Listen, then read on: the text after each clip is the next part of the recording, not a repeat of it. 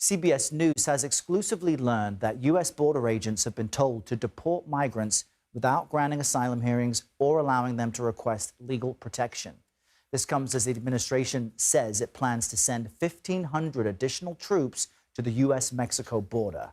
In his first TV interview since becoming president, Trump discussed his immigration policies and was asked about his approach to sanctuary cities. Listen to this.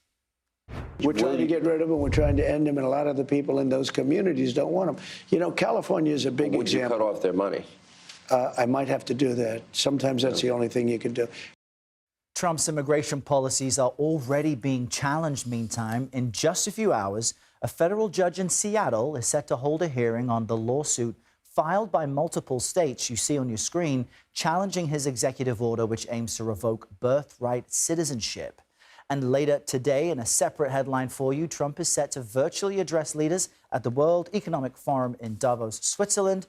That annual gathering brings global leaders together with some of the wealthiest people in the world. For more on all of this, let's bring in CBS News political reporter Aaron Navarro, joining us from our D.C. bureau this morning. Aaron, let's get back to Trump and his immigration and border policies.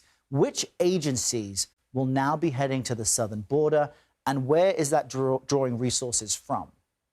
Good morning, Errol. Drawing resources at the request of the Department of Defense, 1,500 troops via an executive order Trump signed earlier this week will be heading to the border. 1,000 from the Army, in addition to 500 Marines that will be going to El Paso and San Diego. That's in addition to 2,500 military troops that were already along the southern border. And these troops will not be acting necessarily as law enforcement, but will be assisting Border Patrol when it comes to detaining migrants, as well as a request to build barriers along the southern border. And the Trump administration has requested potentially up to 10,000 military troops to be sent to the border. They put in a request to the Pentagon for, quote, unrestricted resources and personnel, according to an internal CBP memo.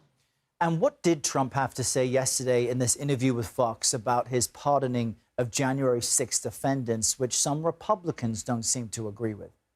Yeah, Republicans seem to not agree with the pardoning, especially of those who were violent towards Capitol police officers on that day. Trump was asked about that, and he repeated a similar line, decrying the prison conditions that some of these people were held in, even though a lot of them had still been in pretrial, had not even seen sentencing. But he also alluded to the reason why the rioters and protesters were at the Capitol that day, following his, quote, big lie about the 2020 election being stolen. Take a listen to the clip.